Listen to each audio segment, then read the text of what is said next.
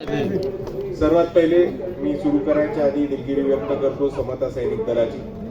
समता सैनिक दलाचा मानवंदना होणार होती, पण माझी एक सगळ्यांना हीच विनंती आहे की 11 दिवस मिळालेत मला प्रचारासाठी आणि 11 दिवसामध्ये 27 महानगरपालिका करायच्या. तर तुम्ही मला सांगा 11 दिवसामध्ये 27 महानगरपालिका करणं शक्य होतं का? नाही. म्हणून प्रत्येक ठिकाणी मी जातो, 2 मिनिटं बोलतो आणि निघून जातो. म्हणून तुमची दिलगिरी व्यक्त करतो. आणि दुसऱ्या बाजूला छोट्या कॉर्नर मीटिंगला कधी हक्की समता सैनिक दल येऊन मानवंदना देते, ती मोठ्या सभेत नव्हती. मोठ्या सभेची गर्दी बोलवत मानवंदना द्या, कॉर्नर सभेला येऊन मानवंदना नसते द्यायची. तेच बोलत असताना मित्रांनो, ही आपली महानगरपालिकेची निवडणूक आलेली. महानगरपालिकेची निवडणूक आपल्या सर्वांसाठी महत्वाची निवडणूक आहे, कारण इकडे आपल्या वस्तीमध्ये, आपल्या गावामधले, आपल्या शहरामधले आणि आपल्या एरियामधले जे मुद्दे असतात ते मुद्दे, ते प्रश्न सोडवण्याची ही महत्वाची निवडणूक आहे. आणि म्हणून मी आपल्या सर्वांना एवढीच विनंती करतो की ह्या निवडणुकीमध्ये भ्रष्टाचार करणारे, स्वतःचे खिसे, स्वतःची घरं भरणाऱ्यांना नाही, तर आपल्या हक्काचे, आपली कामं करणारे आणि आपली मदत करणारे वंचित बहुजन आघाडीचेच उमेदवार आपण सर्वांनी निवडून द्या. ही मी आपल्याला काम करायचं बघा. एक बोलत असताना मित्रांनो, प्रत्येकाच्या घराला नळ आणि त्या नळाला दररोज स्वच्छ पिण्याचं पाणी देण्याचं काम वंचित बहुजन आघाडी इकडे नक्कीच करेल.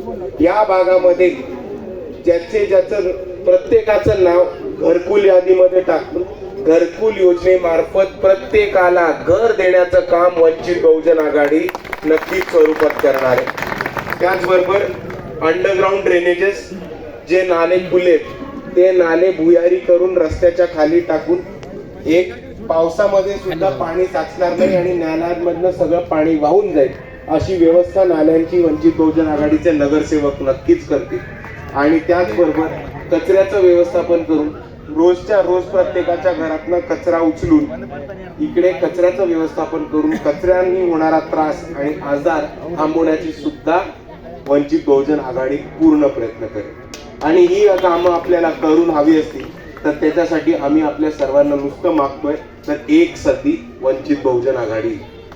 आणि मित्रांनो, जाता जाता मला एकच गोष्ट आपल्या सर्वांना सांगून जाईल की मी शेवटचं जेव्हा परभणीत आलो होतो तेव्हा तो एक अतिशय दुःखद काळ होता.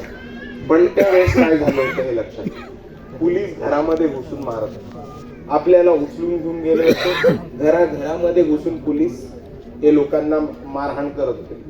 ज्या ज्या गाड्यांवरती बाबासाहेब आंबेडकरांची सही होती किंवा अशोक चक्र होतं किंवा निळी निशाणी होती त्या गाड्या फोडण्यात आल्या होत्या. आणि यावेळेस जितकी लोक आपल्याला मदत करू शकली तितकी वंचित बहुजन आघाडीची लोक धावून आली होती. त्यांनी काही लोकांना सोडवायचा प्रयत्न केला होता.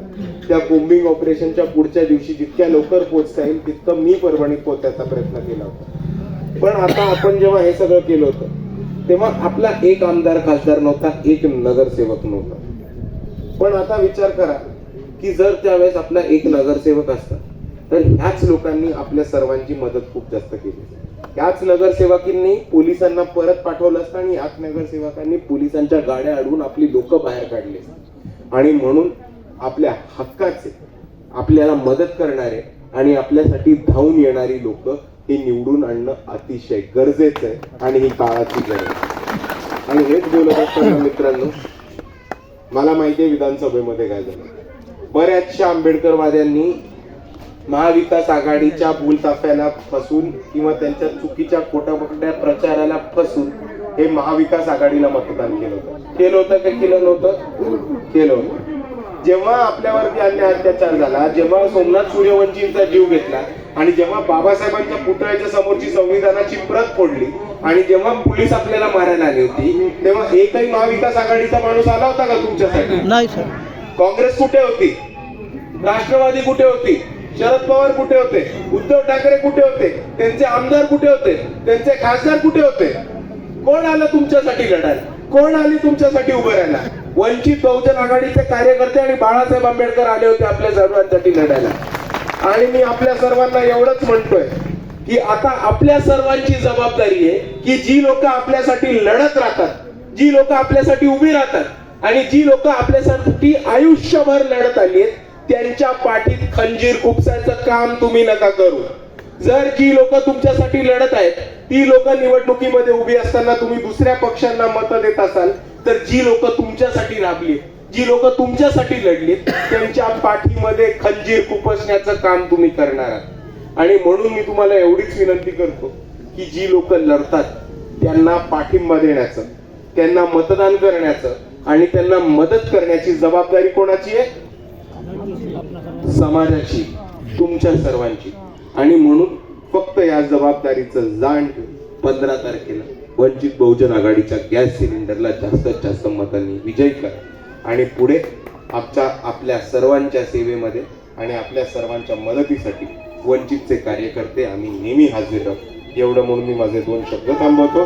वंचित बहुजन आघाडीकडनं प्रभाग क्रमांक 13 मधलं आंबोरे अशोकराव प्रमोद, तसंच हलिमा खान आणि शेख समीबा शेख रफिक या वंचित बहुजन आघाडीकडनं प्रभाग 13 मध्ये उभ्या आहेत. तसंच प्रभाग 12 मध्ये